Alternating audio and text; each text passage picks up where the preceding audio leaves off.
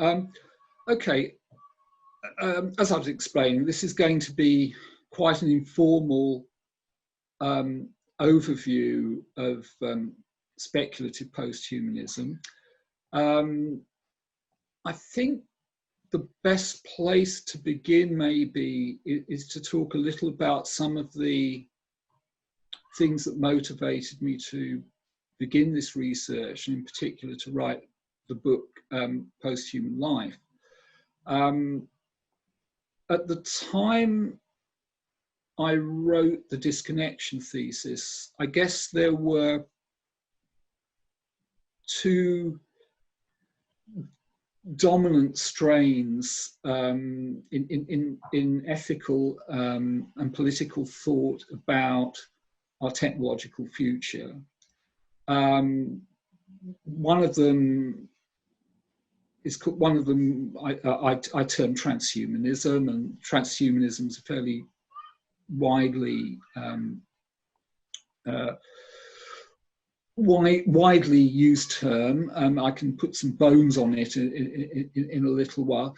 And the other is what I call critical posthumanism. And in a sense, at the time, I guess these two schools, two ways of thinking about the impact of technology on the human, were often at loggerheads, often antithetical, I guess. So transhumanist thought, as, for example, exemplified in the work of Nick Bostrom, Max Moore,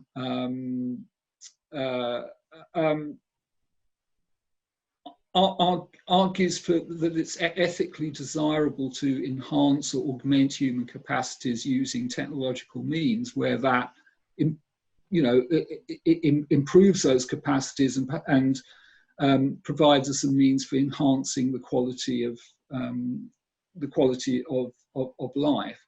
So, one of his papers, Nick Bostrom, I think it's called "Why I Want to Be Post-Human When I Grow Up." Nick Bostrom argues that, we should, all things being equal, enhance our cognitive capacities using technological means, enhance our aesthetic capacities, enhance our empathy, our capacities for emotion and sensitivity where possible, because doing so will increase the quality of our lives. We'll perhaps be able to compose pieces of music far greater than anything Mozart or Beethoven produced. We'll be able to have exquisite experiences that no unaugmented human will be able to have. Perhaps we'll be able to live forever and just, live lives of intense happiness forever and ever. The bottom line, I guess, in transhumanism, that transhumanism is, in a sense, fundamentally a humanism. It starts out with a set of basic capacities that we due to our various, due to our sort of historical and cultural experience, value, such as intelligence or empathy or aesthetic, capacity for aesthetic appreciation, and argues that we should cultivate those capacities using the new technological tools that sometimes called the NBIC technologies: nanoscience, cognitive science, genetic engineering, computation. And in a way, you can see transhumanism as a kind of, like, it's a form of traditional humanism, but with technological knobs on. It's, in a sense, whereas humanism, in a sense, sought to enhance our capacities using politics and education and, if you like, social technologies, transhumanism seeks to enhance human capacities by changing, if you like, the material substrate of the human organism, perhaps, for example, by giving us additional processing capacity using some kind of cyborg hookup of the brain or whatever. Okay, so that's transhumanism caricatured, perhaps. critical posthumanism comes out of a tradition of anti-humanism and cybernetic thinking, I guess, as well, which in a sense questions the integrity of the human subject, which transhumanism in a sense more or less presupposes. So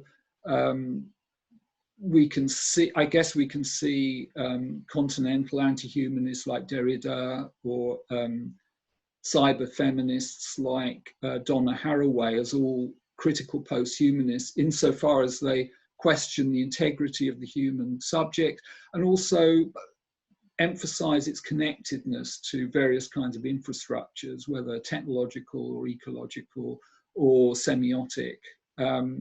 So for the critical posthuman, the critical posthumanist is in a sense concerned to deconstruct the supposed stability of the human, either by emphasizing its embeddedness within technologies, within environments, its continuity perhaps with other kinds of biological life. There's obviously an ethical component to that, since by questioning the stability and privilege of the human subject, we perhaps make it possible to change to question the moral status that has been accorded human beings as opposed to non-human. So one of the targets, I think, of most critical post-humanist analysis is the supposed assumption that human beings have a kind of special and privileged moral status by virtue of perhaps our capacity for autonomous action, language, reflection, sociality, vis-a-vis non-human animals or non-human organisms. So critical posthumanists are often intent on questioning and destabilizing that privileged status. In debates between critical and posthumanists and transhumanists, critical posthumanists frequently isolated the humanism of transhumanism as something, as a target of critique. You know, so Kathleen Hales, for example, was suspicious of transhumanist ideas that somehow we could upload human minds onto computational substrates and, you know, live together in vast computer networks, as, if you like, de-emphasizing the body and in a sense based on a kind of Cartesian refusal and denigration of the body, which she also identified as symptomatic of a particular kind of privileged autonomous male subject. So there was a kind of political as well as an ethical moment, I think, to critical posthumanism, which I'm just glossing over here for the purposes of scene setting. So critical posthumanists, when they wrote about future incarnations of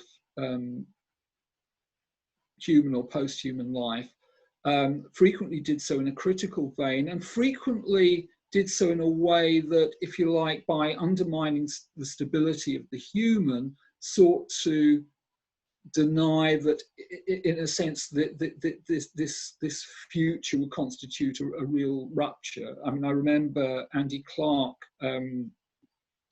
writing in his book, it's a very good book, Natural Born Cyborgs, that in a sense there's no threat, there's no post-human threat to the human, there's no, you know, Borg-like threat from without due to our dalliance with technology, because we always have been imbricated with technology. We're, you know, we're culturally and materially and cognitively so embedded in technology that, in a sense, technology shouldn't be seen as a sort of alien virus, potentially kind of blowing away the human and threatening it in some way. So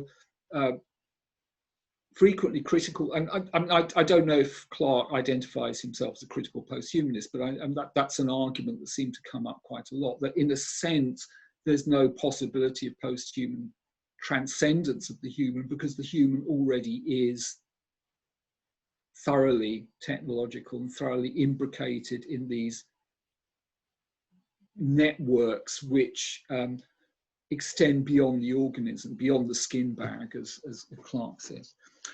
Okay, so that's kind of the point at which I begin, I suppose. And my worry, while I had sympathies with both parties to this debate, particularly the critical posthumanists, I think,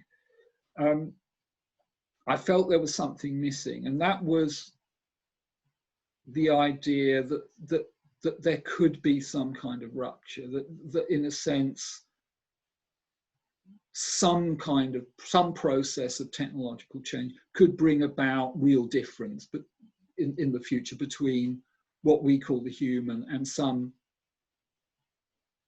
unidentified posthuman state. And I wanted to try and understand posthumanism in a way that allowed for that possibility of rupture in the future, in a sense, to understand technology, if you like, or technological change as something that could be radically disruptive.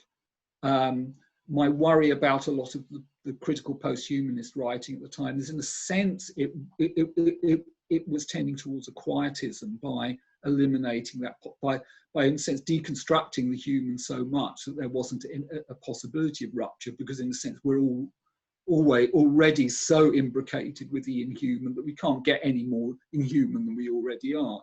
And that seemed to me to be a problematic position, if in a sense it erases the possibility of some kind of future rupture. I mean, after all, if we think about, to quote, to paraphrase Werner Winger's essay, the coming technological singularity, it seems like radical ruptures have occurred before in evolutionary history. You know, that there is a sense in which humans seem to be something new on the planet, that our technology, for example, creating anthropogenic climate change, is something new.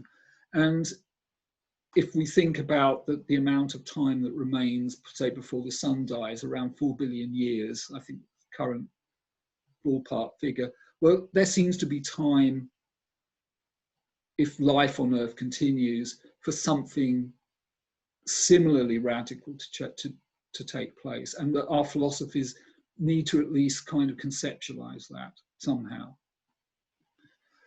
Okay, so this gives rise to a number of problems, which I guess a lot of you can predict, especially if you've got a background in this kind of theory. For example, I'm talking blithely about posthuman rupture or radical difference or whatever, but what do we mean by the human? For example, do we mean some kind of essence that necessarily all human beings have? Some, if you like, gold, like a gold coin in that only kind of secret gold coin that only humans have, which distinguishes humans somehow radically from non-humans. Isn't that perhaps isn't that a sort of highly essentialist way of thinking, and doesn't a lot of recent philosophy, as well as modern science, particularly biological science, work to veer us away from that kind of essentialist thinking? So that's one of the problems. Should we think about the human as an essence if we're to think about human post-human difference?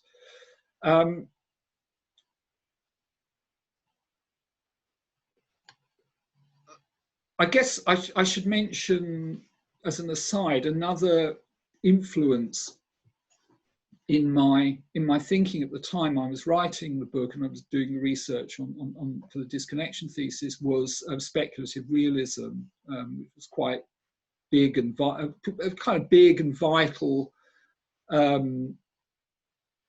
sort of distaff kind of movement within continental philosophy at the time. It was kind of, I guess it was important because speculative posthumanists, who obviously come in different shapes and sizes and flavors, we're all questioning the privilege of the human as the determinant of what is real or what is objective. Okay, so if you like, the standard line was that continental philosophy in particular had been up to that point fixated on a kind of human, not so much on reality as so much as the world as a kind of correlation or a pole,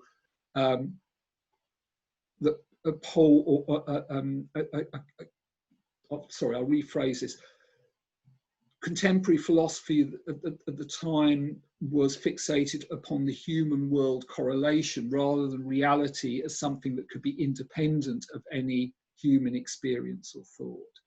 So in a sense, what speculative posthumanists were trying to do was to, if you like, resuscitate the idea that reality could have features which transcended the possibility even of human knowledge or human experience, that reality could be radically autonomous, that it might have structures that human thought, for example, can't discern, and that no human being could experience.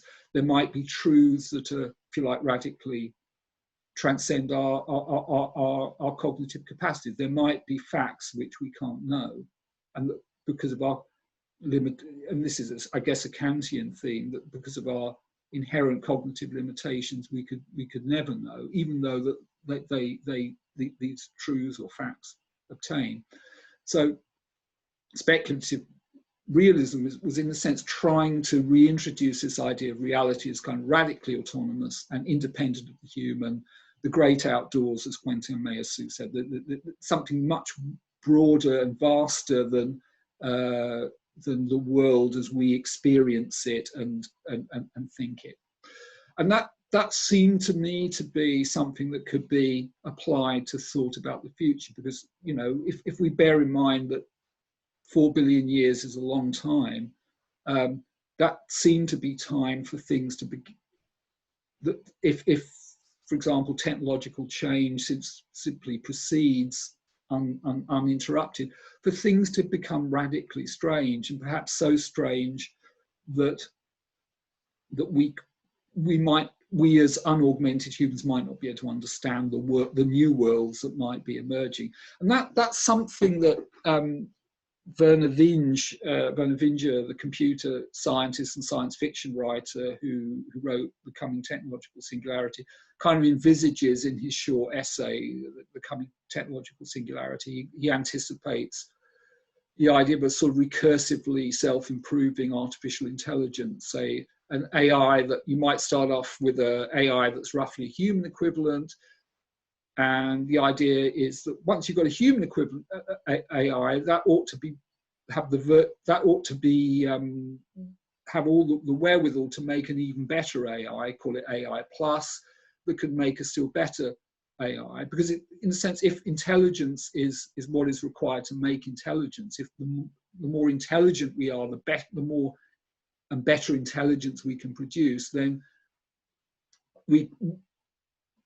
Vinge supposes you could imagine a kind of exponential liftoff of intelligence, with each successive stage producing a yet smarter kind of cognitive engine, which would leave biological humans standing.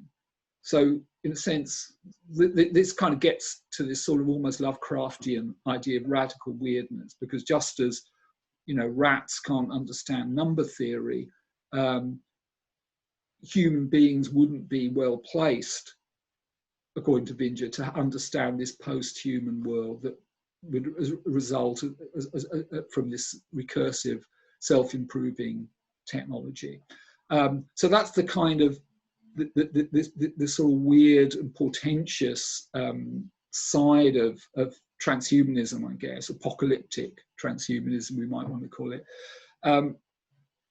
And it seemed to me that there was something, there was a kind of philosophical core to this that I wanted to isolate. I mean, I don't know whether a technological singularity is possible or recursive self-improvement would work in the way that Binger speculates. But it does seem to get at the core of our moral qualms and anxieties about this kind of technological change. And it's also at the core of a lot of apocalyptic science fiction, say Mary Shelley's Frankenstein, namely that something that we produce, in a sense, could withdraw and become independent of us, and in a sense make its own way. In a sense, rather like a domestic animal going feral, but here it's our technology going feral, and then learning to, in a sense, negotiate its own world and its own purposes. And that's kind of the core behind what I call the disconnection thesis. I mean, I can worry about the formulation, but the basic idea is to, in a sense, cut through a lot of the worries about what defines the human and what defines the post-human, what they're like, and define the post-human in the most abstract possible way as something that's technologically made or constituted, which as a result of a process of technological change withdraws or disconnects from the human world of ends. You know, so the rough idea is that most of the technologies we make are around to fulfill human ends, human goals. Like your toothbrush, for example, is there to fulfill the role of a toothbrush, and as long as toothbrushes are good at cleaning teeth, and as long as we have teeth, toothbrushes will be around. Toothbrushes don't go off and do their own thing and discover other ends. But maybe some kind of autonomous technology could do something like that. Maybe an autonomous robot, maybe some kind of hybrid of biological and technological stuff, maybe some kind of synthetic life form, whatever. The disconnection thesis doesn't specify what a post-human has to be like. It merely states that to be post-human, something needs to, an entity needs to be technologically made, and as a result of its technological history, able to disconnect from the human realm and do its own thing. That doesn't say anything about the capacities, experience, nature, morphology of this entity. It's intended to be a completely abstract specification. And I argue that it needs to be abstract because we don't know, not only don't we know whether post-humans of this kind are possible, we don't, even if they are possible, it's very hard for us ahead of a kind of post-human making technology to know what they'll be like and what kind of powers they will have. So the best way of specifying the post-human is the most abstract. And incidentally, the disconnection thesis in the form that I spelled it out unpacks the original very bald formulation of speculative posthumanism, which is one sentence, that wide descendants of current humans could cease to be human by virtue of a history of technical alteration. It says, in a sense, it states what the conditions are that need to be met in order for that ceasing to be human to occur. It says what ceasing to be human is. And in the course of setting up this distinction, I make Martin in a private email was kindly said that there's a lot of good distinction mongering in the book, and I hope so. One of the distinctions I make, which I think is needed here is the distinction between what I call the narrow human and the wide human. The narrow human is roughly what we mean by kind of biological human, member of the human species, although we could cavil about that maybe later. The wide human is, in a sense, anything within our socio-technological infrastructure which kind of services us, which, you know, like toothbrushes, like institutions, like transport networks,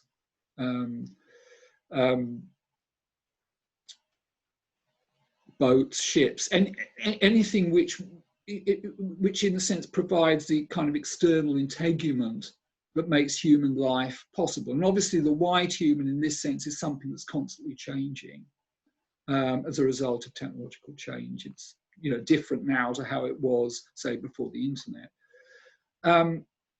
So the disconnection thesis is not simply a claim about narrow humans, it's a claim that applies to any part of the wide human, which we can just think of as a gigantic assemblage composed of these different technological, biological, ecological, and institutional components. It's just, it's not an essence, it's a massively complex thing. And one of the virtues, I think, of that, although it's not unproblematic, I think one of the virtues of that definition is it bypasses the question of essentialism altogether. We don't need to define the human, since the human, understood that wide human, is an ecological and historical presence, which has certain boundaries, it has a certain history, and there may be points at which, if you like, things which start out in the wide human can leave it, can in a sense open up new territory, become post-human in the way that the disconnection thesis specifies. Okay, how am I doing for time? I hope I haven't gone too long already. No, go ahead. Yeah, okay. So that's a rough sketch of the, if you like, the core theoretical construction of speculative posthumanism. What I want to do now is unpack some of the epistemological issues that raises, and also some of the ontological issues that it raises. First off, something that I didn't specify sufficiently when I was setting out the disconnection thesis is that the disconnection thesis only applies to a certain kind of entity. It only applies to agents. Okay, it's you know, it's got a specific domain. That is, it's about agents. It's about technologically constituted agents. There's obviously a sense in which things that are not agents can leave the wide human. So in the book, I give the example of wrecks and hulks and ruins. So obviously objects which functioned for us, which in a sense had a kind of functional role within the wide human, can cease to occupy those roles because they become damaged or obsolete. Okay, but that doesn't seem, that prima facie is not a qualification for being post-human. This is just junk that lies around, doesn't do anything. If our wrecks kind of, I don't know, if they, I mean, this is just off the top of my head, but if objects, imagine a world in which, whenever objects cease to be useful by us, they become haunted and sort of start doing their own thing and forming strange societies. I don't know, societies of toothbrushes or societies of sunken ships, and kind of altering their world because they're animated by some sort of strange spirit which they acquire on ceasing to be of use, then we might want to talk about post-human hulks or post-human wrecks, but they don't. So there is a scope restriction for the disconnection thesis, which is important in what follows, because it obviously challenges us to ask what we mean by an agent. You know, what qualifies as an agent, and what, if you like, are the limits of agency.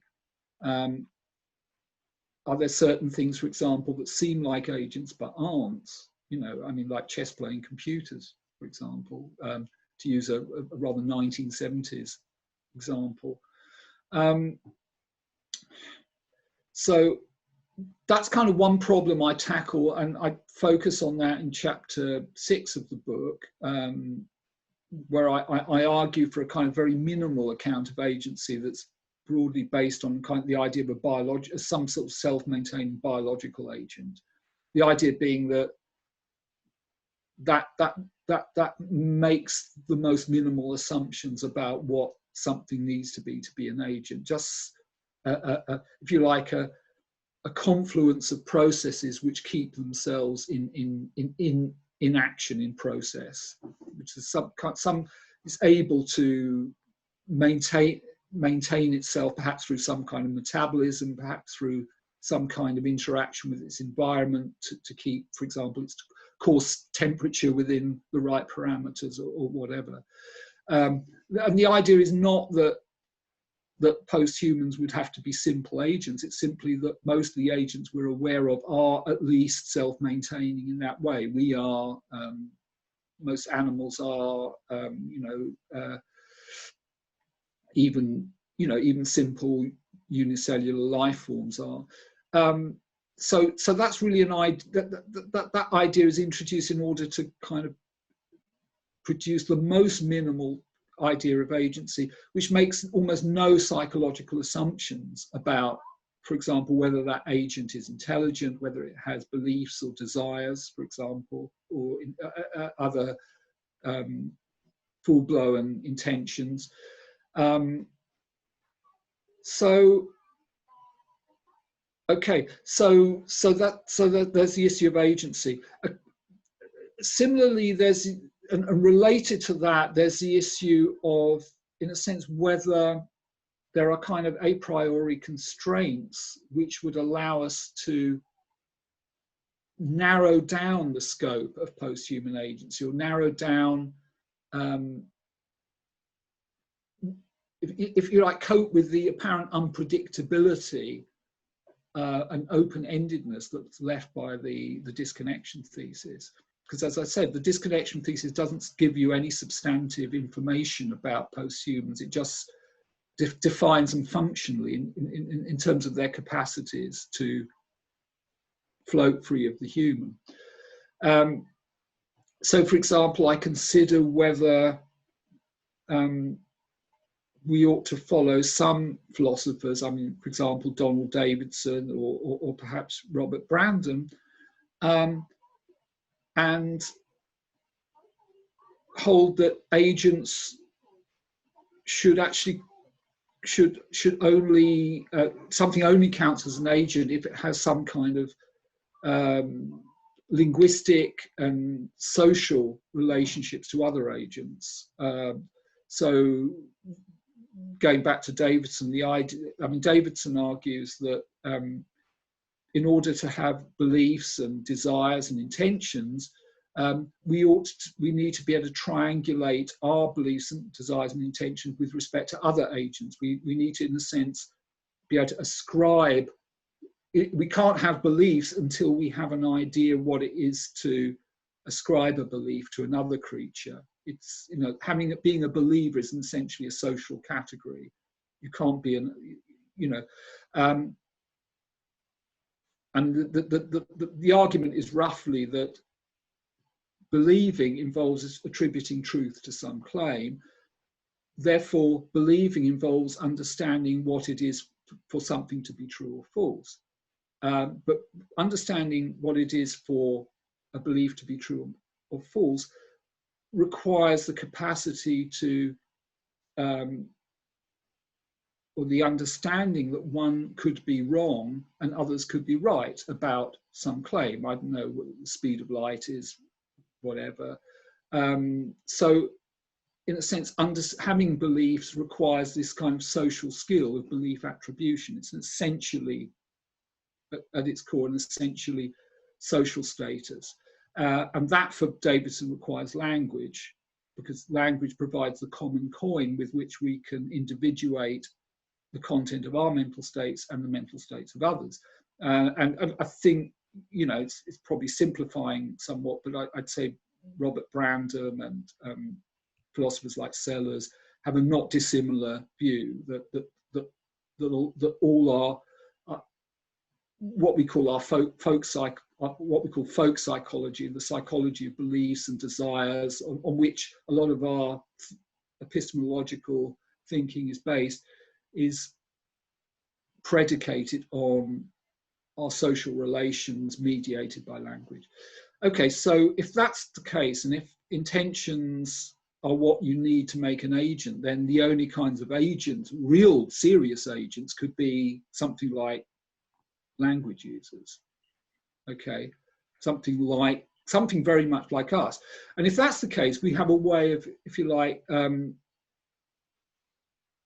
constraining the scope of post-human possibility, because since the disconnection thesis only applies to agents, and agents must, according to this bounded conception, have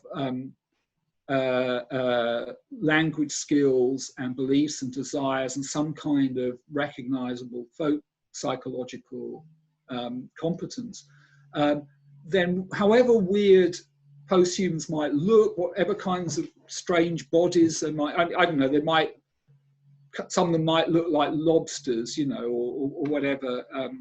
Bruce Sterling's novel Schismatrix, imagine space-dwelling posthumans with lobster-like bodies. But still, according to this bounded conception of the posthuman, they would be at least the kind of creatures we could have a conversation with. They wouldn't be like Lovecraft Cthulhu. They wouldn't be radically weird. So that's what I call a bounded conception of the posthuman. And by negation, or contraposed to this,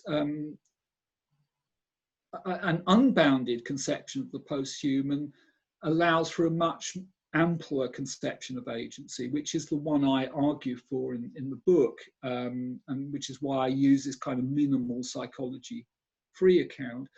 To allow that there might be agents that are, in a sense, as estimable and significant as us, but whose minds are structured in perhaps a completely different way. So so unbounded posthumanism is designed to, in a sense, challenge our moral certitudes about what could constitute a descendant life form. Arguably, bounded posthumanism, in a sense, is less ethically problematic, because at least whatever posthumans would be, they would be the kinds of creatures we could engage with at a pragmatic level. Even if they were hard to understand, there'd be some hope of understanding them after some process of radical interpretation, perhaps. It might take a while, but you know, it would be an achievable goal. Whereas I don't know, the kinds of radical, I mean, Charles Stross's book Accelerando rather comically speculates that automated legal systems and automated financial systems might acquire their independence from human beings at some point in the future and decide to eat up the solar system because it's much, you know, planets are just a useless waste of mass. Why put it all down a gravity well when you can turn it into fast thinking computronium? So, you know, this is really bad, it seems, for the human beings, or even the transhumans who are left around. But these vile offspring, these automated legal and financial systems, have their own agenda, but they are, in a sense, we never discover what they are because they're just so that they're, in a sense, just radically powerful swarms of thinking matter. We can't attribute any kind of folk states to them. They do weird stuff, but humans just have to accommodate to it. So that might be one example of a kind of science fictional example of a kind of radically weird posthuman. So okay, so that's kind of the epistemological distinction I want to draw between bounded and unbounded posthumanism. Bounded posthumanism allows for some kind of a priori constraints on possible agency.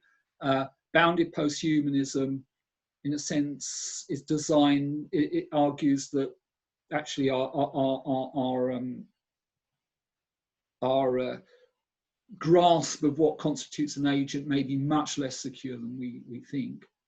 And maybe agents could appear that would be radically strange and perhaps in some sense radically other, which raises, I think, ethical questions about what it is we think technology is for and what where our technological practice may be leading, if in a sense it could eventuate in something which in a sense we couldn't recognize as even like us.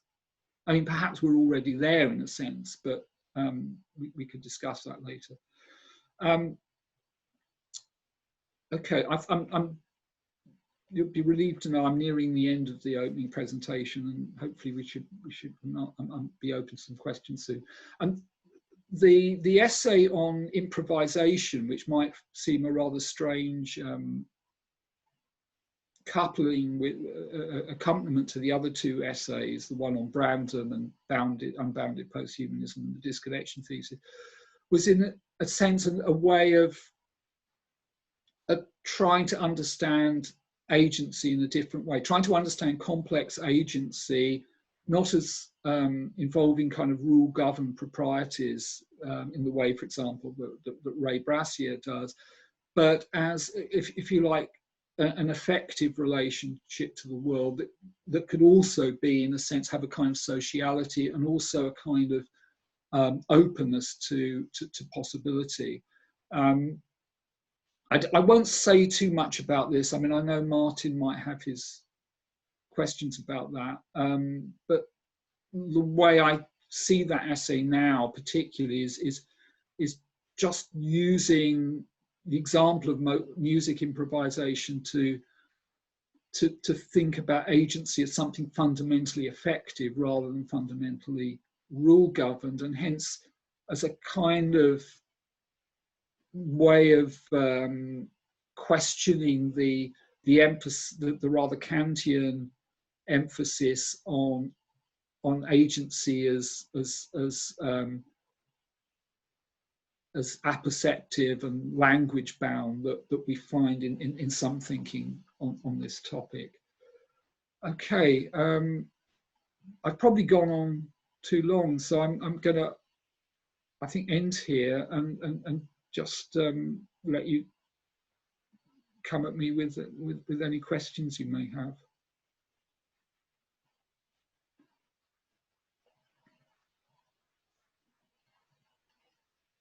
Could you say more about how the site of improvisation helps you to inform the fundamental principles of emergent autonomy that seem to be central to your thesis about the moment when human dependent agents become human independent?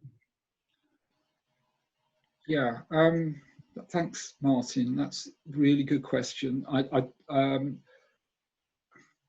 Okay, in the improvisation essay, I was kind of bouncing off a really interesting short text by Ray Brassier, which tries to question the perhaps traditional, rather intuitionist idea that improvisation is just an expression of a kind of sovereign self. or sovereign subject. And Ray argues that all action, in a sense, has an impersonal component, which it involves a subordination to some kind of socially shared rule-governed system. So here I guess he's following Sellers and Wittgenstein and people like that.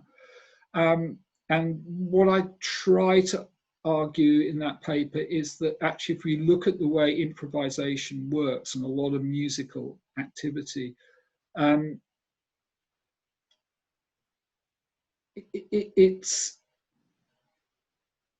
it's only rule bound in the loosest possible way. That actually most improvisation works by so, for example, Miles Davis relates. There's an anecdote about Miles Davis playing with Herbie Hancock, and Herbie Hancock. I probably got this wrong, but one of the two seems to make a mistake, but then that mistake is kind of rescued, and you probably know that anecdote. Yes, that's a really good example. Yeah, so what seemed like an error actually can be retroactively turned into something productive and beautiful. And in your essay on improvisation, again, you talk about the way John Coltrane would take these kind of often quite simple pentatonic figures, like 5-note figures, but just take them out of the home key in really kind of dizzying ways, and somehow by using that on one hand the simplicity of the pentatonic structure with this sort of weird kind of modulation, he was able to make something that worked musically, even though in terms of conventional sort of modal harmony it was wrong.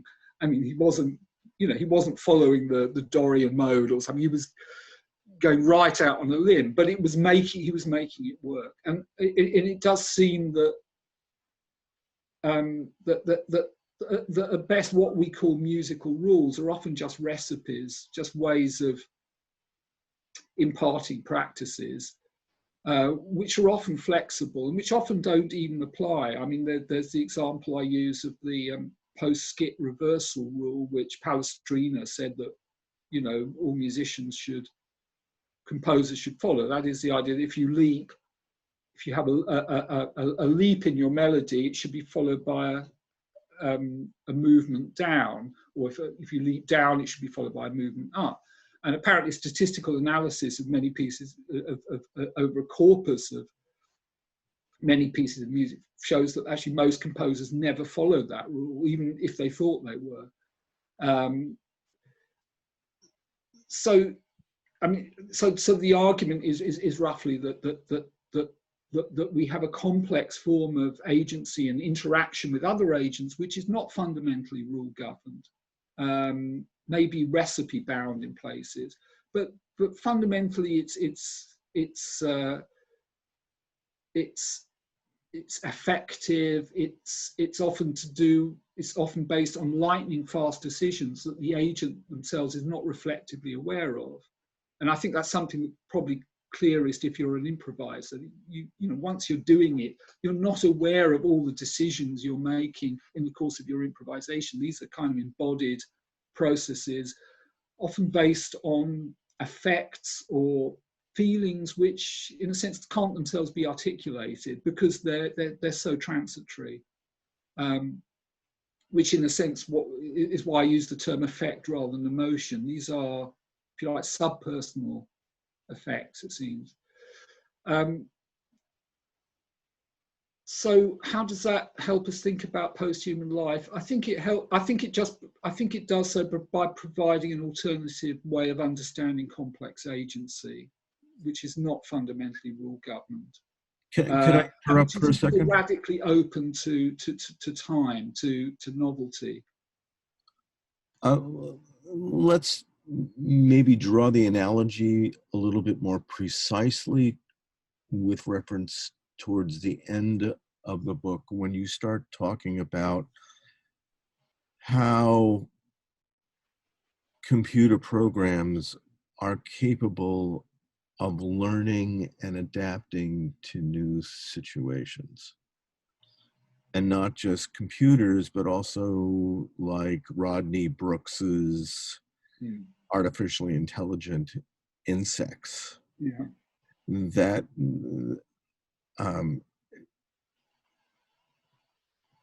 the relationship of the script, like a song form, and the ensemble, which are interacting in relationship to that script,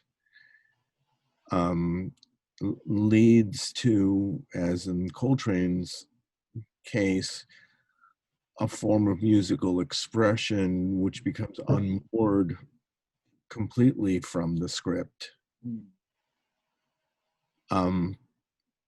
If the human beings write the program, design the hardware and the software, and yet there's the capacity for this new configuration to learn and adapt, that it ends up writing its own programming, which also involves writing its own further capacity to learn autonomously from the original script.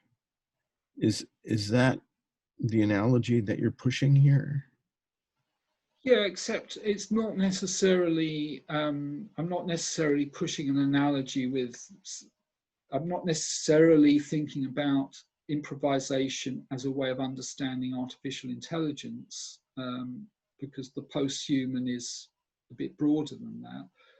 But I suppose insofar as computers can, certain kinds of learning algorithms can adapt to, in an unsupervised way. They can learn in an unsupervised way and learn to navigate environments, which is perhaps a, more speculative at this point. I mean, there are some AI programs that seem very good at learning in an unsupervised way about to navigate fairly kind of constrained environments like Go board and the Go game. Whether they have kind of sort of more what we call artificial, whether there'll be programs that can develop what's called artificial general intelligence, that is the capacity to navigate a range of environments and apply learning from one domain to another. Obviously that's more speculative, but I guess if that becomes possible, then we could be, that it's possible that analogy could also apply there. Particularly in the context of ensemble theory. Yeah.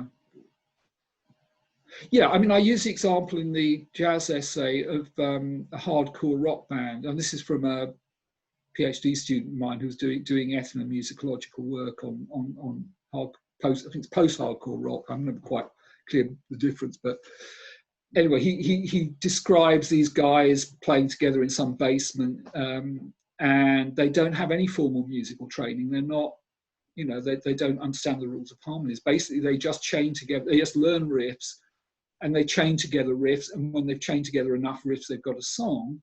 And then they kind of play together. And there are these moments of grace, as one of the informants describes it, where, where the bass and the drums and the guitar, and it just comes together, and they just all feel it. They all resonate in some way. And that's a form of collective agency, I think. But there's no sense in which it's kind of rule bound. I mean, these guys don't actually know the rules. At best, they're applying them tacitly, and they're discovering patterns on the fly, which can provide a basis for collective action. So again, it's a way, if you like, of just thinking about agency differently. And I mean, at the time, I wanted to particularly think about, obviously, aesthetics and music improvisation. But as Brassier points out in his article, you know, that there's a temporality to music improvisation, which is to some extent reflects the remorseless temporality of the modern itself, which is this kind of openness to extreme novelty that we're constantly having to adjust to. And the improviser is, if you like, an artist of kind of, one of the things that improvisers do really well is in a sense appropriate novelty and work with it. And that seems to be interesting ethically as well, as a way of kind of understanding how we could develop a relation to the future which is capable of kind of using it, of appropriating it, without, in a sense, trying to constrain it in some sort of Kantian rule-governed way. Because I mean, one of the problems, in a sense, the ethical impasse that the disconnection thesis raises is that, in a sense, if we have no substantive knowledge of the post-human in an a priori, from an if you like, in an a priori basis, on an a priori basis, if we can't, if you like, constrain post-human possibility space using bounded posthumanism, then the only way to understand the post-human substantively is to generate it in some way, or to simulate it, to if you like, run the program and see what happens. So that there's a sense in which post-human bioethics is a contradiction in terms, because until there are post-humans, we don't know enough about post-humans to ethically to evaluate their form of life. Therefore, our relation to the post-human must be, if you like, radically open and generative, rather than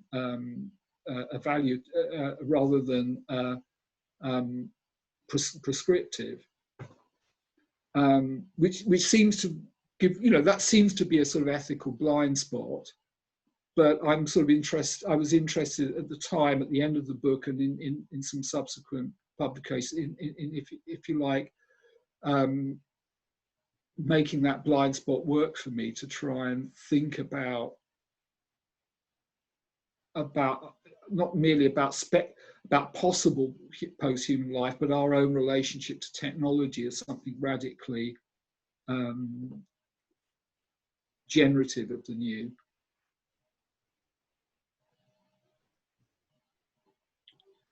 I have lots of other questions, but I think I should bow out for the moment. Yeah, always. Thanks, Martin. Anybody want to weigh in? Yeah, David, if no one else is going to jump in, thanks heaps for the presentation. It's been great. Just on the topic of improvisation and practice, and using technology as means to kind of understand the post-human, I was just it makes me it gets me thinking also about William S. Burroughs and also surrealists, and sort of like cut and paste techniques to kind of provoke some kind of improvisation. And it takes me back to the reading of Snuff Memory, the fiction piece that you wrote. In reading Snuff Memory, it seemed kind of poetic and spontaneous in that kind of way. And I was wondering if the process of writing snuff memory was at all your way of trying to understand the posthuman or somehow evoke the posthuman. And I was also wondering whether or not you used either some kind of like cut and paste technique, or if you potentially utilized some kind of AI or generative process to create that story. That's a really interesting question. And for one thing, Ash, what I gave you actually is just an extract from a much longer piece. It's probably going to be about 30,000 words by the time I finished. Yeah, I was trying. One of the things I was trying to do in snuff memory, and also in the shorter published piece, Ocean Terminus, was to try and think about the future without, in a sense, without a kind of autonomous subject. So at every point, I'm trying to kind of muddy those features which, in a sense, delineate a character or a subject in a narrative. So I'm sort of playing with our expectations of gender, our expectations of what a kind of sensible agent should want to do, and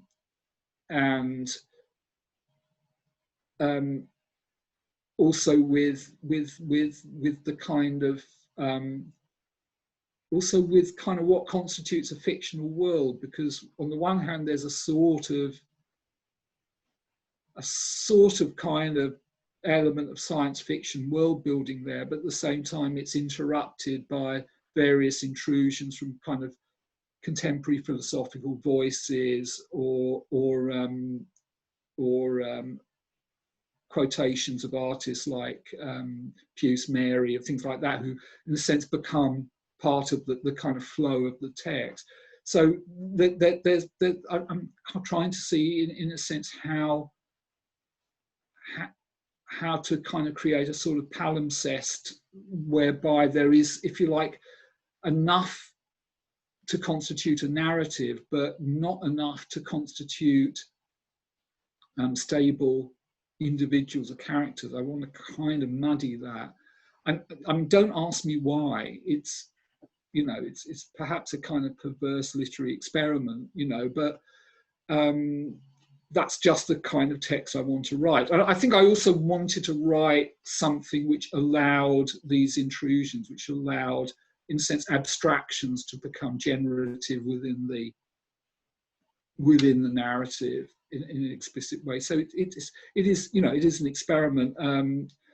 It wasn't a very spontaneous thing. I mean, it didn't feel very spontaneous when I was writing it, because I find that kind of stuff really hard. And it's gone through multiple revisions. I mean, I think the bit that I shared is, that bit's probably more or less in the final form, but there are other bits that are much more, going to require quite a lot more work, I think.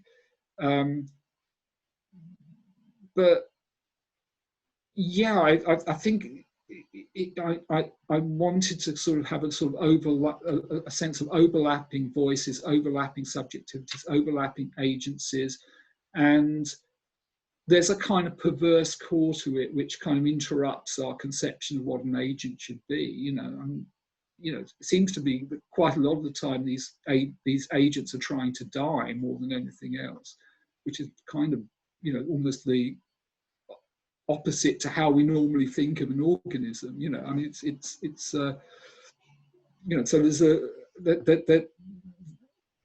know, it's kind of utilizing kind of a certain sort of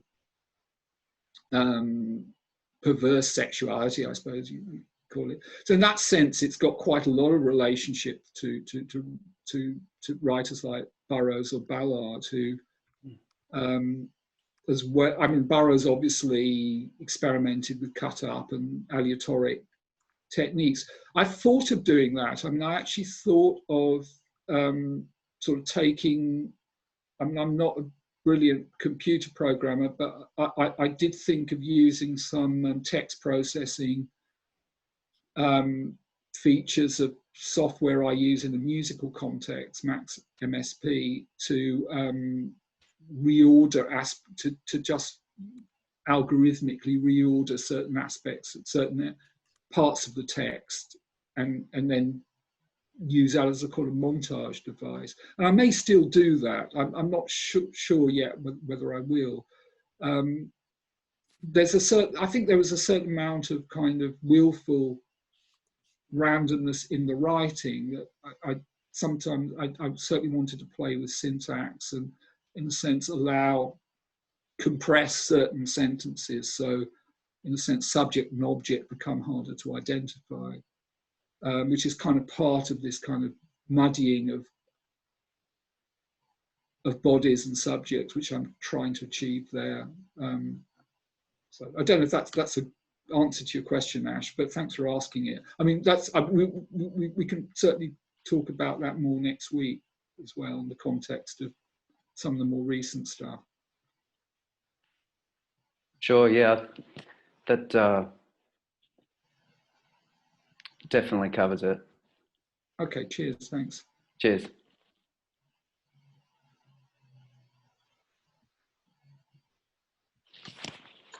Okay, what about Borna? Do you have any question? Well, I do, but we'll see if my questions make any sense. Thanks, David. That was really interesting, and I actually enjoyed reading your the papers you sent around. I appreciate that you call this speculative humanism, and I think you do a good job of explaining, as you did in your presentation, that we cannot know, of course, whether or not the post-human will come about through technological innovations, and we cannot know, as you say, what form or what sort of entity the post-human entity will be, and I think that's fine. But I suppose so keeping that in mind, so in this, I suppose, hypothetical situation, we can imagine that the post-human entity has come about. Let's just imagine that for a moment. I'm wondering maybe if you could speak more about the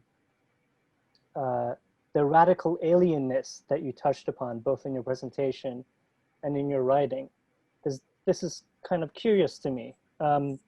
Because as I was listening to you speak and as I was reading your work, I understand that, as you say, the disconnection thesis states, as you pointed out, that this post-human entity is entirely disconnected from the wide human, as you describe it. So if that's the case, let's say a post-human entity or entities do come about sometime in the future, and let's assume that they are entirely disconnected from any kind of human cultural or social or even biological processes. If all of that is given, then I'm wondering about this alienness aspect of it, because I'm wondering how it would, how the post-human entities would I'm going to say appear, but maybe that's not the right word. How would we relate to the post-human entity, if we can even relate to it or them at all, if you see what I mean? Because if it's truly alien, if it's a truly alien entity, then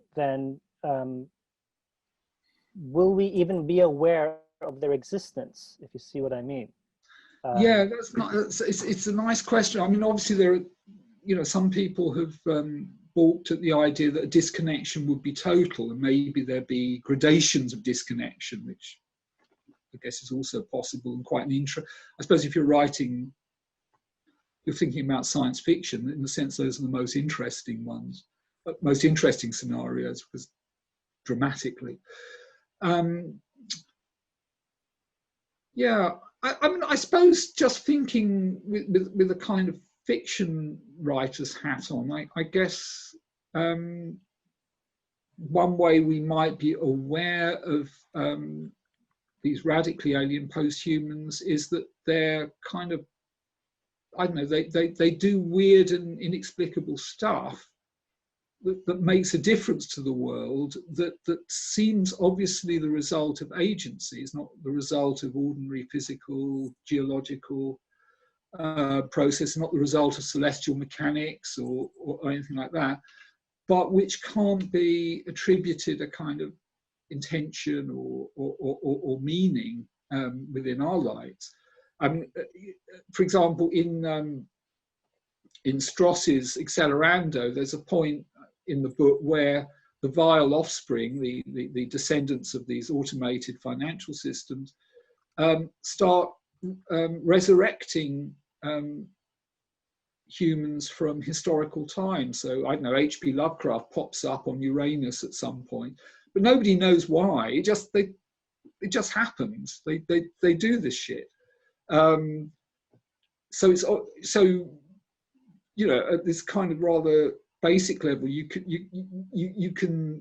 see that this is obviously the result of some technological intelligence, but we don't seem to be in an ideal position to interpret why this intelligence is doing that. Is it just kind of playing with us? Is it a joke?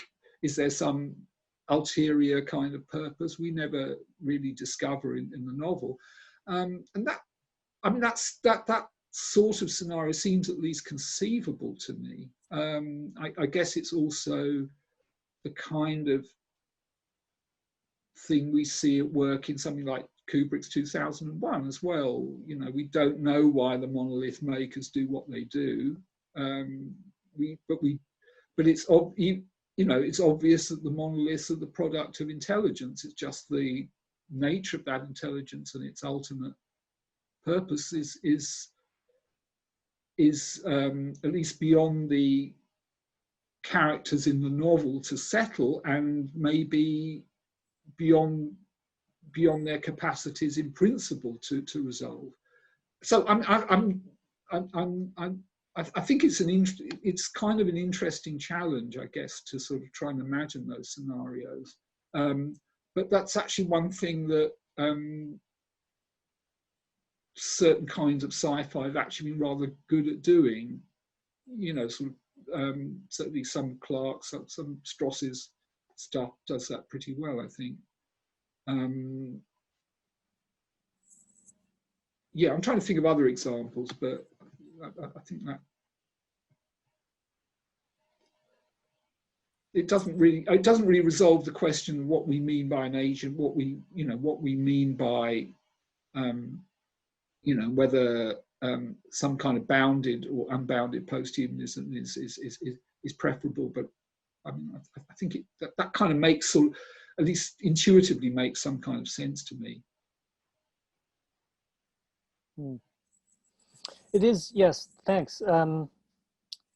It is interesting because I mean, as I was reading, I kind of made a note and I scribbled down the title of the movie Arrival, which came out a few years ago. But obviously, I realized in that film, the aliens are, in a sense, trying to communicate. And the main character, you know, Amy Adams, it takes them a while to figure out how to communicate with the aliens.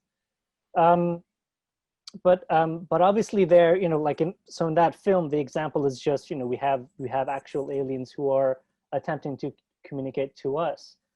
But I guess as you said, you know, if such a post-human entity were totally disconnected from humanity in a certain respect, wouldn't there be a level of indifference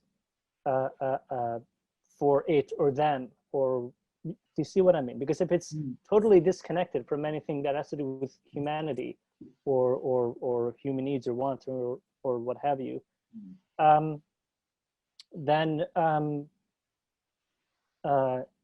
well, maybe this is a bit of a perverse question to ask, but if we accept the total disconnectedness of that's maybe implied in your thesis, then isn't it safe to conclude, and maybe I'm entirely wrong here, I don't know, you can correct me, but couldn't we then conclude that if these post-human entities were to be entirely disconnected, and if that's the case, would we even know that they exist, right? And if that's maybe the case, then maybe they already exist in some form, if you see what I mean. Yeah. But I'm pushing the envelope a little bit, but I'm wondering if that makes sense, first of all.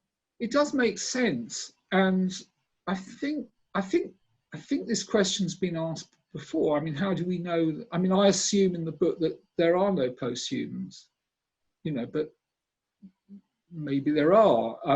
I don't know. Maybe there are. In some, you know, maybe the result of some lab experiment that, I don't know, produced a synthetic life form that crawled down the plug hole into the sewage system and has been kind of quietly doing its own thing for the last 50 years without really impinging on us. I don't know. I mean, it seems implausible, but it's not entirely, you know, it's not impossible. And I guess that would be a kind of disconnect. You know, you could have a quiet disconnection, I guess. It doesn't have to be dramatic like in Accelerando. It doesn't have to be apocalyptic. It could be discrete. And it could be, you know, it doesn't imply that there has to be radical alienness, just some kind of enough difference for there to be a sort of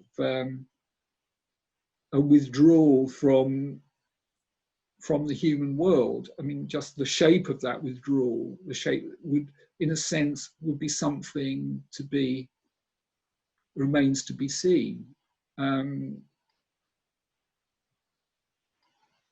I don't know, again, I don't know if that's an entirely satisfactory answer, but it's interesting, I suppose, within the scope of the disconnection thesis, it is interesting to think about different configurations like that. Darian Meacham, for example, in an essay on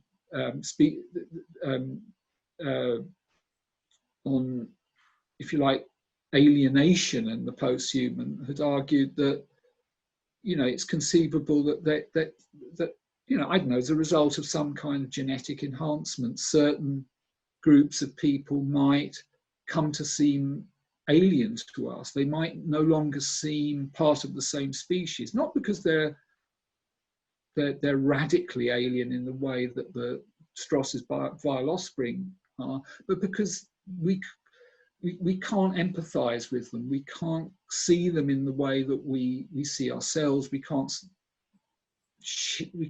socialize with them at a comfortable level. I mean, Scott Bakker kind of explores that possibility in a brilliant short story called Crash Space, where he imagines very wealthy people in the future using some kind of neurotechnology to control their own emotional states and moods, so that, for example, they you know, if they want to be very funny, they can dial up the funny lever, or if they want to be psychopaths, they can sort of do that as well. I mean, if they want to just go crazy, they can do, you know, so in a sense, none of the constraints, none of the kind of species constraints that we kind of depend on for our social interaction, which, for example, fear of retribution or social shame, apply to these people. They're not, you know, they're not radically post-human in the way we were speculating earlier. And in fact, they come over as complete dicks in the story. You know, they're more radically obnoxious than anything else. But, you know, by virtue of this tweak, they begin to form you know, a discrete group that the rest of us don't want to and don't feel comfortable interacting with. And that's the kind of sort of discrete disconnection that Darian talks about in his paper. I can refer it to you. For some reason I can't remember the title offhand, but you know, so there could be kind of modest. You can imagine modest kind of gradations of disconnection, which still seem to capture some of the kind of moral discomfort that some associate with the idea of the posthuman. I should say that the whole point of one of the points I try to emphasize in the book is that the ethics kind of falls out of the epistemology and the ontology, not vice versa. I didn't want to kind of, you know, start out from a position where I was either valorizing the posthuman or critiquing. I just wanted to sort of start out by figuring what, in a sense, it would make sense to call the posthuman, and then go from there, and then to try and understand that our scope for evaluating and understanding it, once we've, if you like, delineated the kind of phenomenon that we're talking about. So, you know, the posthuman doesn't have to be threatening. It doesn't have to be obnoxious, even. You know, it could be perhaps radically emancipatory in certain forms. Thanks. Okay, let's see who else has a question. I do. Okay. Just following up on Borna, and even talking about the that movie with Amy Adams. You know, Arrival. I'm sorry. Arrival. Yes, Arrival. Right. Thank you.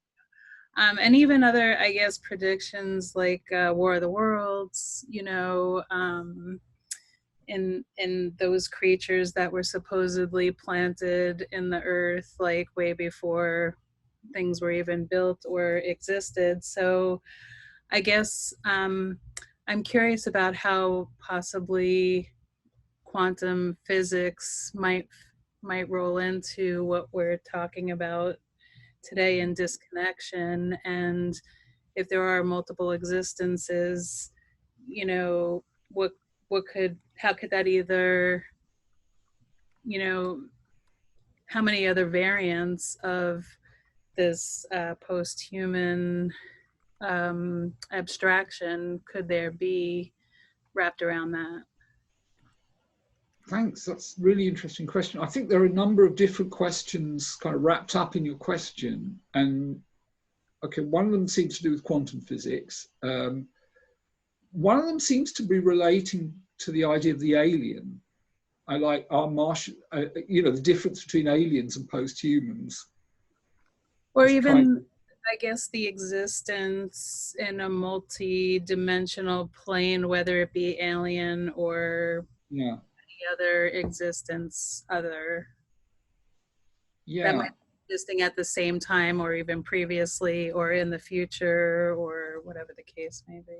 I'll start with the kind of the simplest part of the question, the difference between aliens and posthumans, and we can work from there. I guess the difference, I mean, one could imagine weird posthumans, you know, and like Strauss's vile offspring, and one can imagine weird aliens, like, for example, the hexapods in Arrival, who are certainly pretty weird. They look weird, and they obviously have a kind of strange technology, and a strange relationship to time. So I guess the difference between aliens and posthumans would be that in the case of posthumans, there would be some process of historical descent relating to us to these future agents. So one thing I didn't emphasize earlier is the idea of wide descent, the idea that whatever these posthumans are, they're in some ways the result, or partly the result, of our own technological practice, and in a sense what follows from that technological practice historically. So there's a historical relationship with the posthuman which perhaps is absent in the case of the alien, because after all, you could have strange aliens in, I don't know, in the atmosphere of Jupiter that we never become aware of, that do their thing without any kind of historical kind of connection with us. So that's a kind of basic conceptual point. It's not that interesting, I suppose. And although Is it someone, linear? sorry, Is it linear? The progression? I don't know if it has to be linear in the sense that it involves, for example, the constant increase of one parameter, like, or one variable, like intelligence, or I don't think so, no, but it depends what you mean by linear, I guess. It needn't involve some sort of constant progression to it might involve sudden exponential changes of various kinds, like the kind anticipated in Vinger's essay. So that seems perfectly conceivable. And, you know, it could involve certain kinds of sudden, historically very rapid rupture, kind of like we're experiencing at the moment with COVID. You know, so things suddenly just change very suddenly from having been the same for a while. That seems to be perfectly conceivable, and the sort of thing that we're kind of used to anyway with technological change. It can be very, very rapid. So now with quantum, I'm not a physicist, so anything I say about quantum physics needs to be taken with a health warning. It's probably wrong. But I understand that certain interpretations of quantum theory involve multiple worlds. Okay, so, and that's a way of actually maintaining determinism within the theory. You know, so the point about the many worlds interpretation of quantum theory is that the dynamics, it actually gets rid of the randomness, apparent randomness or probabilistic element, because the dynamics is completely deterministic, I guess governed by the Schrodinger equation. People can put me right if they know more physics than me. But I suppose if that's the case, then there are, in some sense, multiple worlds. All these worlds will be governed presumably by the same physics, so they won't be that weird. I mean, there'll be a limit to the weirdness. It'll be constrained by the physics, but I guess beyond that, you know, I guess some of them could be very strange indeed.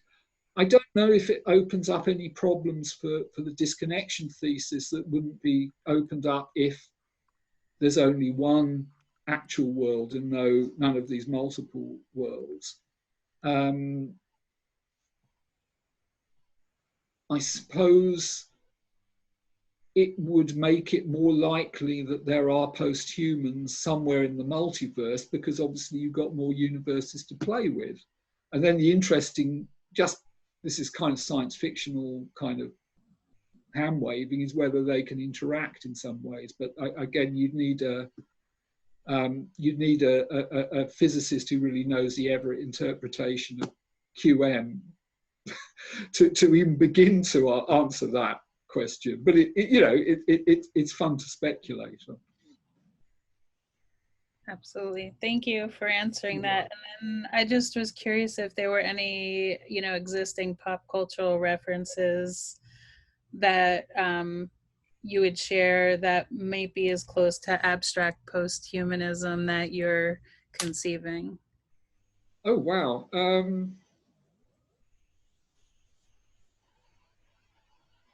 That's interesting. When you mean abstract, you mean like the kind of disconnection, the abstraction of the disconnection thesis.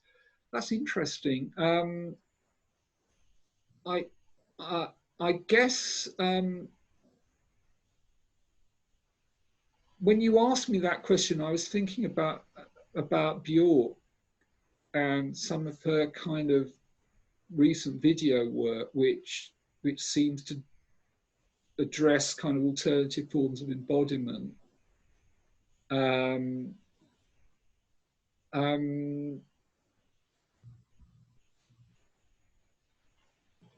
I'm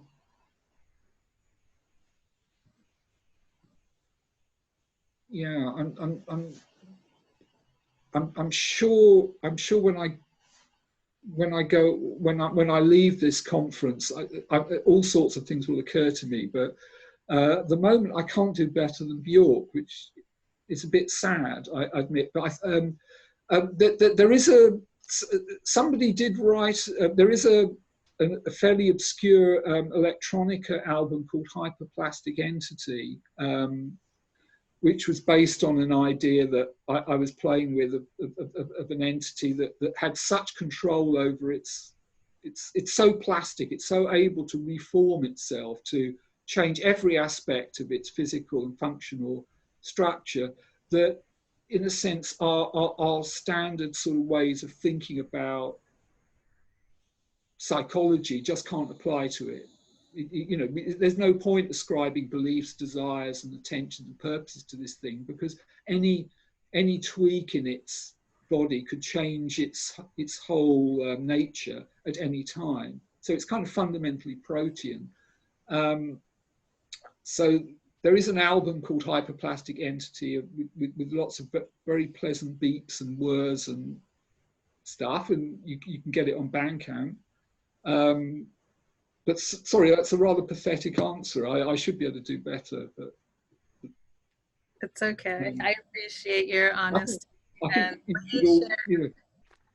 You know, I think also your reference earlier to Herbie Hancock and Coltrane was a great way, and I think how jazz generally feels in relation to the structures of other musical compositions. Yeah, and the kind of the intersection of Afrofuturism and jazz, particularly if you think about someone like Sun Ra, who kind of figured in a sense his blackness in terms of alienness, and in a sense being regarded as an alien, being regarded as other, as a way of reconcept. I mean, this is not anything new, obviously. This is kind of part of the contemporary conversation around Afrofuturism.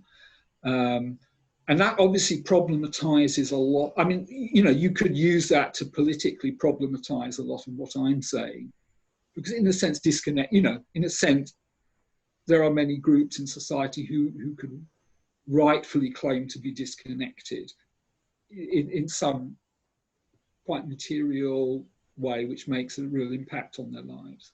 Especially. So what am I doing talking about speculative disconnection when there's enough real disconnection around? Thank you. Okay.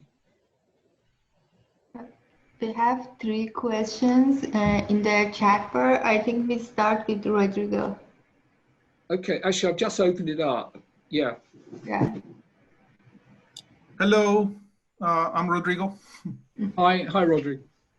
So along the lines with the quantum physics, there are other 3 examples that come to mind where I can maybe think that posthumanism could come about.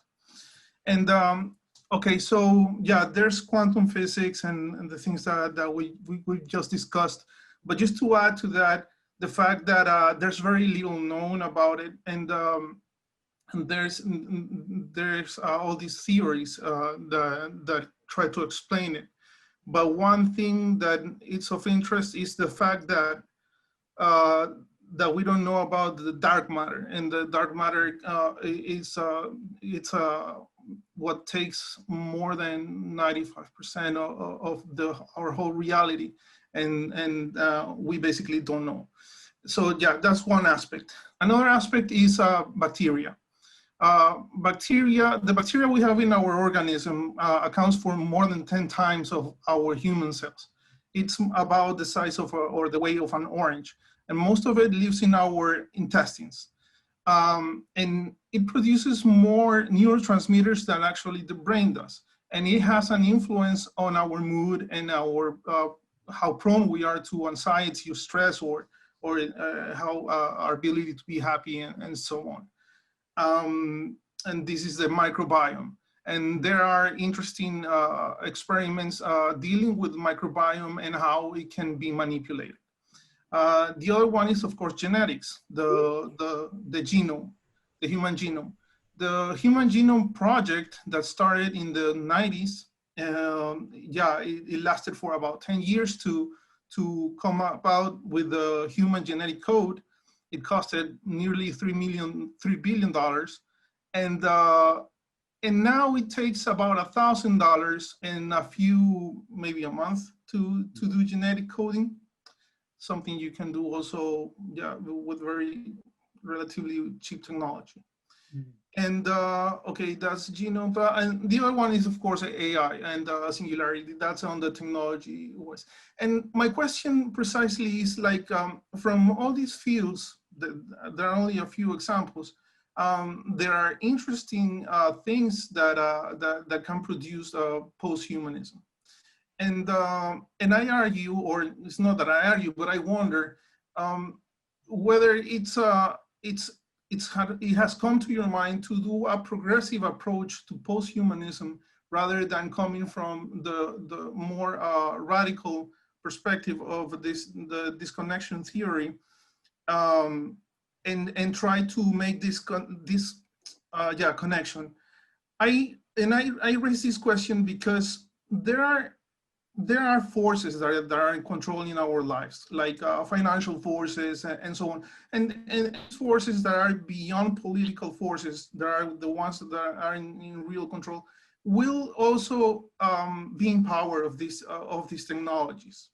And when you talk about ethics and so on in these conferences and stuff, it always comes to a dichotomy, like, okay, people want to know, okay, we need to talk about ethical issues about these technologies, how they are evolving and where they are getting to, right? But then it comes to a point that people either go too far, and the ones who are trying to come up with laws and stuff like that, just there's a disconnection. Mm. See what I'm saying? And so this gap needs to be filled. Is what I'm saying, because it's important that the people in general know about these things more and more often. And so that's what I'm saying. What do you think of this rather progressive approach to these perspectives rather than radical? Yeah, no, I can see. I think I can understand very well what motivates your question, because in a sense, the speculative approach doesn't have much directly to say about, I don't know, how, I don't know, laws governing how we judge when somebody's dead, how that might change with new forms of medical treatment. Right, like for example, if you go to a neuroscience conference, they start talking about how technologies would be able to manipulate our brains and so on and so forth. But this is so far off, because even the technology that we have right now is not able to do such things. And then the conference ends up talking just about data protection, which is very common across. At least Europe is very hard on these issues. And so you come to that point, you know what I'm saying? In the conference, you're like, okay, there's that and there's this. And then people just start being quiet because they have no much left of a connection. And this is like the gap that I'm saying that needs to be filled. Yeah, I mean, I think, I just wonder if that's a different kind of project philosophically, because if we're going to, for example, theorize about the ethics of genetic engineering, I don't know whether it's okay for parents to manipulate the DNA of their offspring to give them greater intelligence or athletic prowess or something, then that can be done within a fairly traditional philosophical framework. You could do it from a kind of Aristotelian perspective, or a Kantian perspective, or a utilitarian perspective. You know what I mean? So in a sense, it doesn't throw up as long as we know that we're talking about creatures like us, about humans who are not kind of radically different, then it doesn't seem to merit this kind of, it just seems to be a different project, I suppose. I mean, I think, and I guess it's kind of anticipating next week's talk. I mean, I think there's a way of interpreting speculative posthumanism that does bring it into the cultural present. And that's in a way by stripping away a lot of the kind of ontological underpinning that I was talking about earlier, and in a sense treating it as a kind of much more, as a kind of process of kind of a kind of cultural experimentation with forms of subjectivity. And obviously that widens the scope of what we could call the posthuman to cover things that are much nearer to home. Okay. You know, so which themselves in, but I guess what's common to these kind of phenomena is that they raise question, that they render our existing ethical frameworks problematic in some way. They're challenging, whether, I don't know, whether it's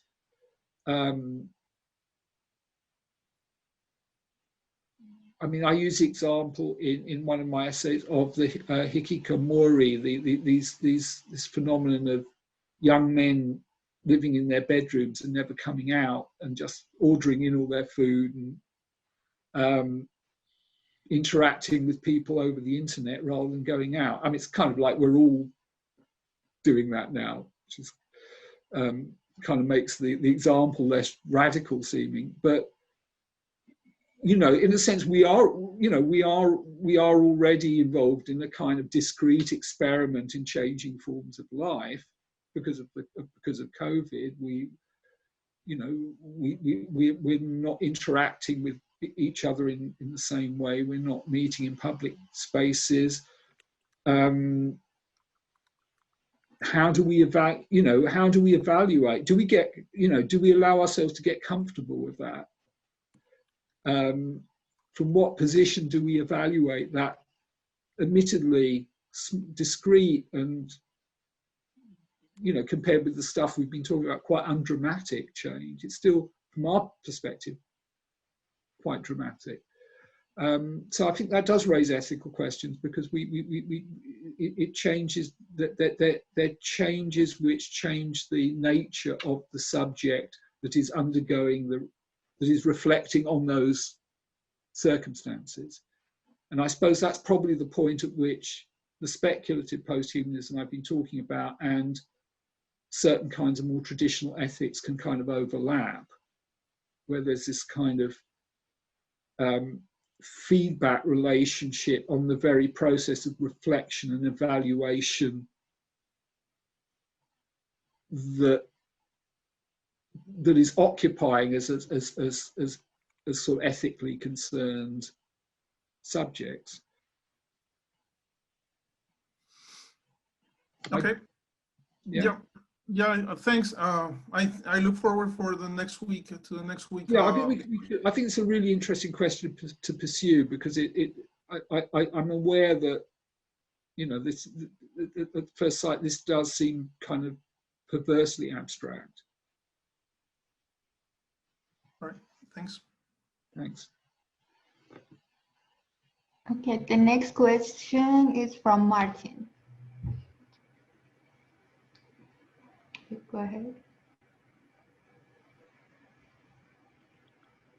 Well, I was going to let others, since I've already had my turn, so why don't I wait to see if all the other questions get asked, because we are running out of time. So yeah, I think there are a few I can see a few in the queue. A few people haven't spoken, so happy to. So I guess that leaves me next, no? Hi. Hi. Thanks Hi. for your talk. I have a question that's maybe, well, so I was just wondering if you could speak about the nature of speculation and maybe also improvisation a little bit, and also how that, maybe that's a question to more people, relates to artistic practice. And I'd like to frame that briefly in the this moment in the Disconnection text, where you're basically making an argument that there's a technical disconnect at the emergence of the post-human, right? And that made me think a little bit about time, and I think that came up also in Adrian's question, because time obviously is something that we measure and we represent through technology. And so if the emergence of the post-human is related to like a technical disconnect, what does that say about speculation or the emergence? Does that necessarily have to take place in a future as we see it, or does that maybe take place in a past, or does it actually reconfigure time? So maybe that's two questions, but yeah, I'm wondering about the nature of speculation and if the post-human maybe also reconfigures time. Yeah, thank you. That's a really interesting question. I don't know whether, I think it's one that we may want to continue thinking about next week.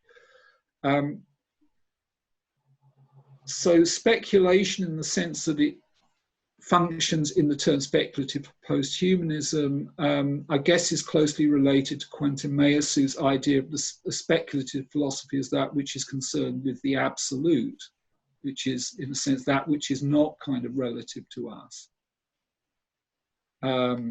So by absolute reality, he means reality that is, in a sense, that would have all the features it has without any kind, even if humans weren't around. It's completely autonomous with respect to us, and maybe not necessarily accessible to us.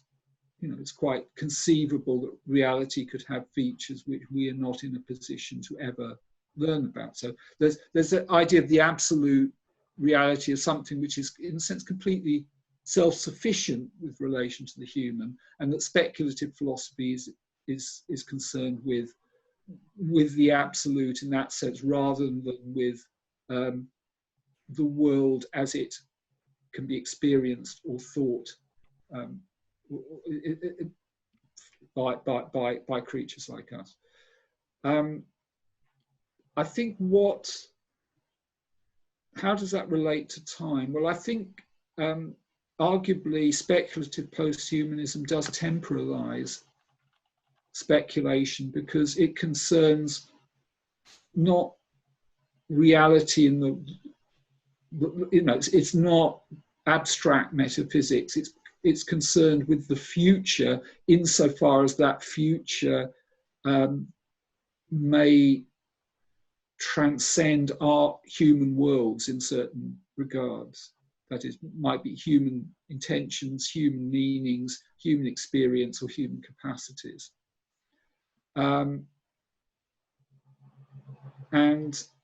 since it's at least conceivable that human beings can, in a sense, generate the conditions for disconnection, then speculation can be understood not merely as an intellectual operation, but also as a practical and technological operation, or even a political operation, whereby we produce conditions which are, in some sense, radically or significantly other than the conditions which currently hold.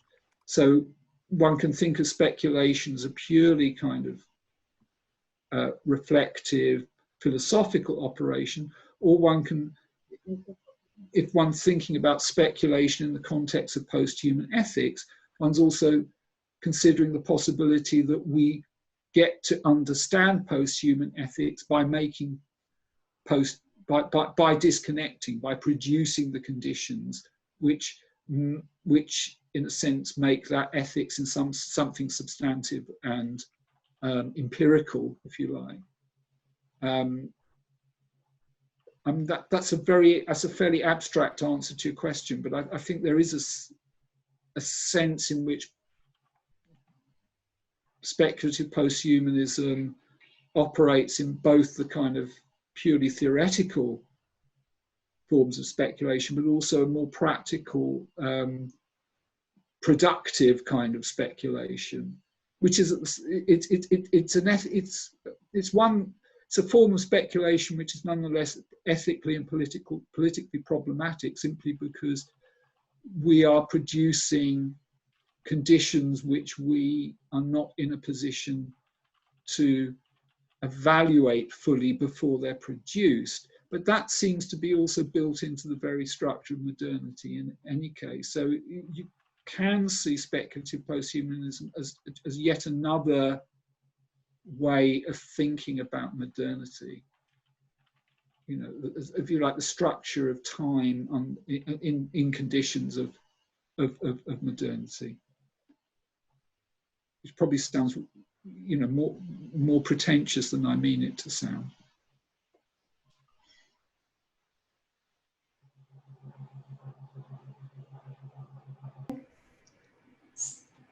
Kaushik? Yeah. Okay, thank you, David, for coming to this platform and sharing your work with us. I think my question may be like partially answered by your answer to Arif's question when you spoke about the practical component of speculative posthumanism. So in the light of the disconnection thesis, we have this like abstract space of possibilities where it's impossible to predict, right? There's several paths we can take and ends we can attain.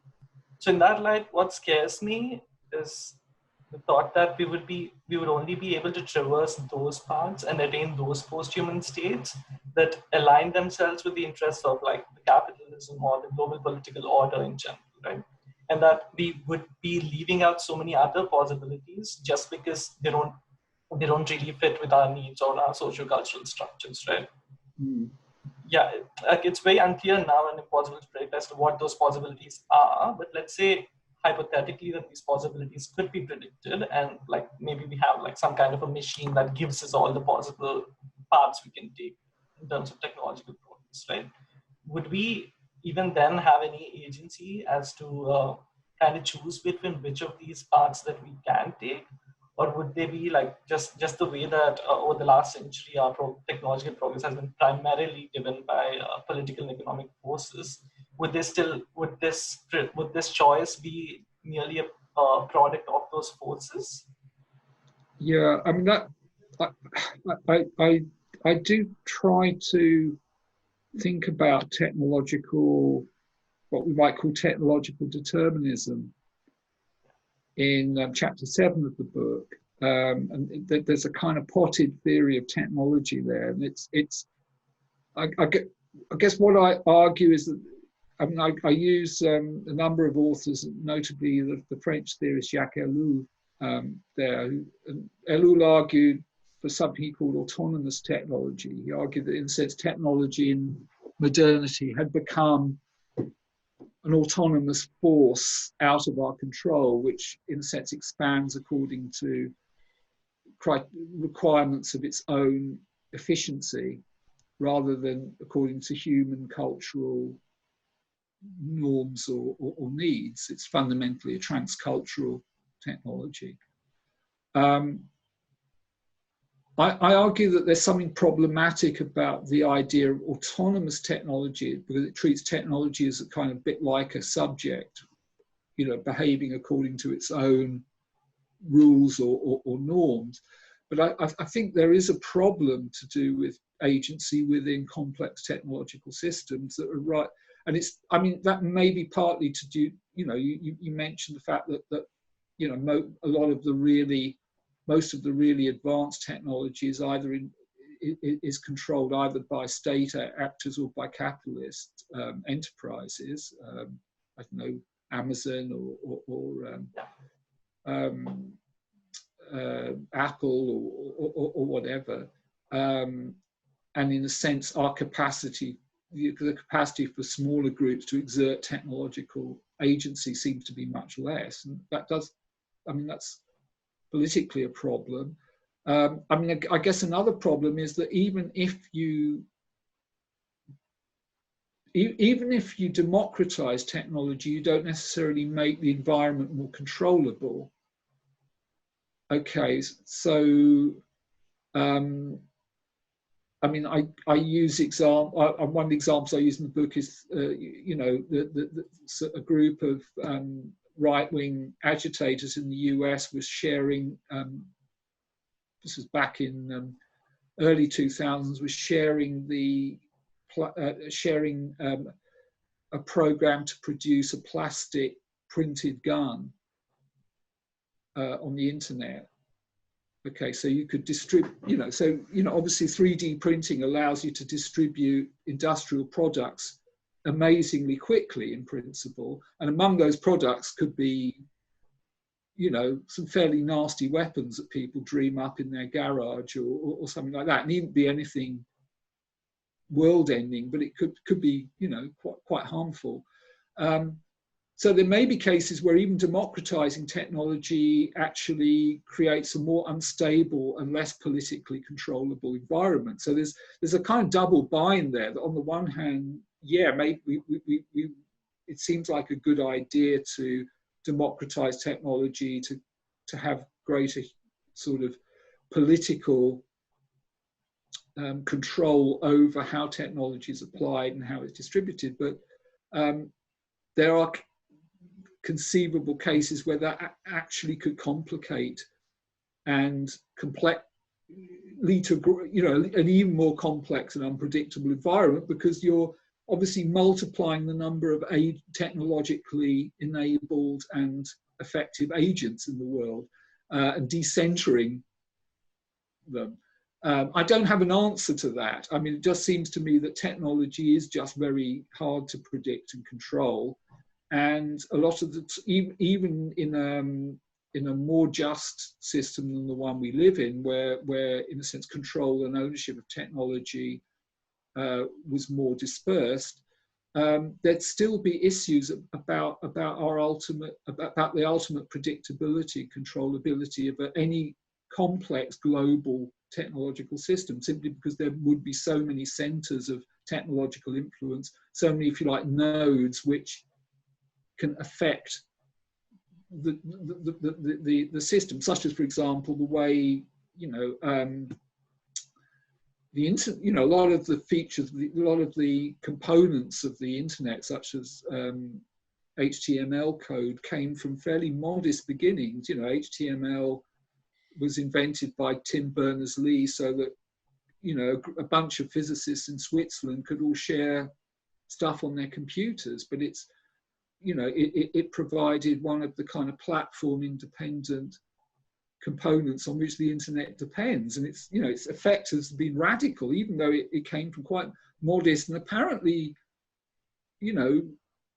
somebody working in the public sector, essentially, for not for profit, but still with considerable influence. So I don't know. I think however we arrange society, even if in a more socialist or more fair society, as long as we have advanced modern planet-spanning technology, we're going to be facing these problems. Even without the dominance and preponderance of wealth being in the hands of such a minority as is now the case. So I guess my position there is somewhat pessimistic. Thank you. Okay. Okay, Sabine, go ahead. That was your question, right?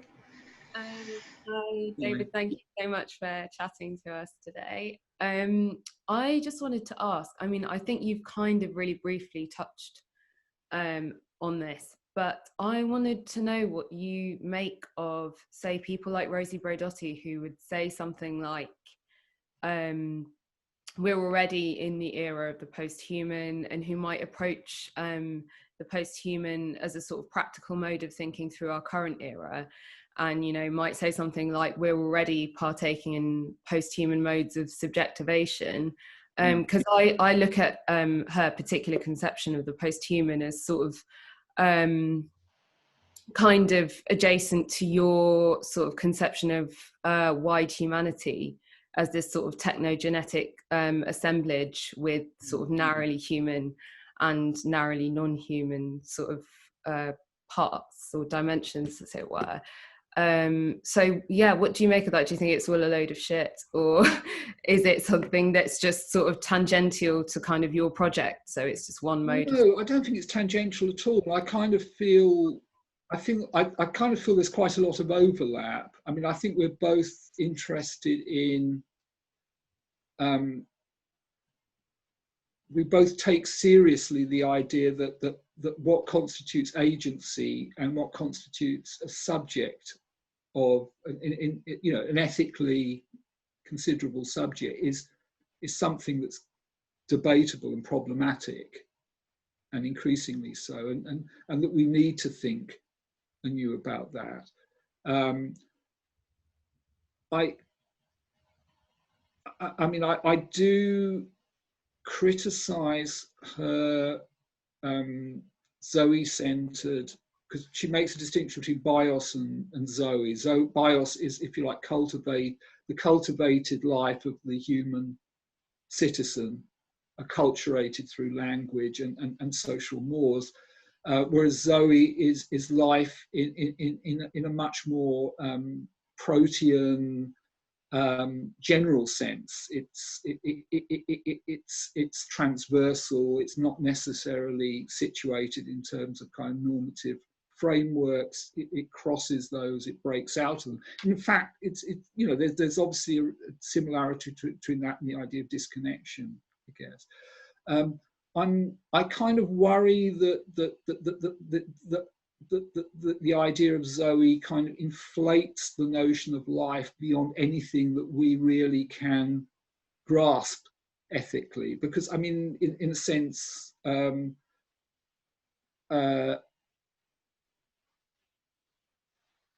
an animal, I guess, is an instance of Zoe, but also various kinds of groupings of animals, like a nest or a hive or a swarm, maybe a smallpox virus. I don't know. I mean, how, you know, so it's very hard to get an ethical handle on that, to, if you like, valorize Zoe, to actually, if you like, speak from the position of that, this kind of protoplasmic slime. And that's my worry. I mean, I think my response to that is to withdraw, to be a bit more critical and less affirmative. But I realize that has problems as well, because Rosie wants to affirm stuff. She wants to affirm agency and certain kinds of embodied agency, whereas from my perspective, that's really, really hard and rather delicate. And so I guess I see her work as kind of a challenge to me in that sense, because while I can criticize it from a kind of rather at an epistemological remove, I realize that kind of it's also a remove that is in some sense disempowering. So, I mean, all I can present you at this stage is a kind of quandary or a dilemma. No, I appreciate that. Thank you. Okay, thanks for the question. That's really good. Okay, and the next question is by Nadim. Is he here? Yeah. Oh, okay. Okay. Hi, first of all. I wanted to ask specifically about this kind of like these two words that caught my eye, which is a feasible precursor in the disconnection thesis. And for me, it kind of implied a gradual change until some sort of instability that causes a disconnection. And if in that case, that can actually give you the chance to evaluate the disconnection through this gradual change instead of evaluating the post-human itself. And specifically then, because the way that you talk about the disconnection is you talk about maybe the nature of the disconnection and what it is, but then I don't know if through these two words you can actually talk about maybe what it can do, not to create posthumans, but maybe think about variants that come out of it, and from there kind of tackle the posthuman more. Or yeah, just for me, these two words kind of create this link between what is the connection between the disconnection and the posthuman, and if through these feasible precursors you can look at the disconnection as a gateway to the posthuman, to evaluate it, or like a chance to evaluate it. Yeah, thanks for that question. It's quite a difficult one for me. I mean, in the book, and the book sort of expands on this idea of feasibility a bit. I mean, I do contrast feasible kinds of post-humanity with ones that, for example, might rely on magic. So, whereas, you know, to take two fantasy examples, Skynet in the Terminator movie seems at least like a feasible, on the surface, like a feasible kind of post-human entity, whereas Sauron, the Dark Lord in the Lord of the Rings, doesn't, because, you know, that world depends on magic, and magic doesn't work in our world so far as we know. So, you know, at a very crude level, the idea of a feasible precursor is simply one that could actually, that would be naturally possible within a world like ours, rather than, you know, some world which functions according to different laws, or has different kind of powers operating within it, which I realize is not terribly helpful when grappling with your second query about whether with feasible precursors we can be in a position to kind of observe and evaluate them in a kind of graduated way, and steer them away from sort of really nasty results, really nasty kinds of disconnection. You know, it's conceivable that some, you know, if disconnection is possible, some kinds of disconnection might be really, really bad for us. You know, even if they're not bad for the posthumans, they might be bad for the humans. They might be bad for the posthumans as well. But that kind of bald distinction between feasible and non-feasible doesn't really help us there. I think then the question is, you know, how easy is it, given a particular technology, to see, you know, it could be computation, it could be something else, to see what its long run effects are. And that historically always seems to be quite problematic. I mean, just if you look at the history of technology, if you look at the history of how people thought about the future of computation, you know, over the last 70 years, you know, a lot of those speculations turned out completely wrong, even though they were made by people who were very well informed about the technology at the time. So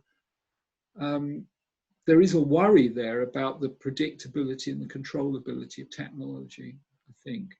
And also the fact that technologies are not simply embodied in devices, they can be embodied in principles or rules or algorithms, which can be mutated and kind of combined in ways that are unexpected, you know, such as, you know, the combination of the kind of protocols that were designed originally to have decentered command structures in the US military, but were eventually used for email, HTML code, which I described for Java, a platform independent language, which now is kind of common, you know, that and similar languages are commonly used to program our toasters and our fridges, even though that may not have been what they were originally designed for.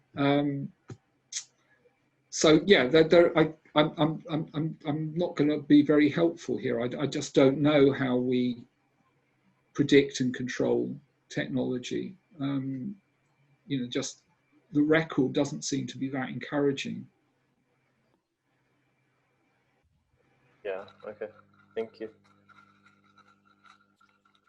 So should we save the other questions for next week, or? No, I think so. There's a lot of things that are bubbling over, Yeah. which we could think about for next time, I think, and in relation to the other texts. So that would be great. Okay, so thank you so much, David. This was really fun. Yeah, thanks. It's been a blast. I really enjoyed talking to you all. So thanks for all the questions and the stimulus. Really got me thinking, actually, again. I've been getting quite lazy recently, so you've given me a kind of adrenaline hit. So I look forward to seeing everyone next week. Thanks again, David. Thank you so much. Thank you so much, Septo, for inviting me. I really enjoyed it. Thank you so much. Thanks. Okay, have a nice weekend, everyone. Thank you. Bye. Bye, everybody. Bye. Stay safe. Cheers. Bye. Thank you Bye. so much. Thank you. Bye. Looking forward to the next one. Yeah, me too. Bye. Bye. Bye.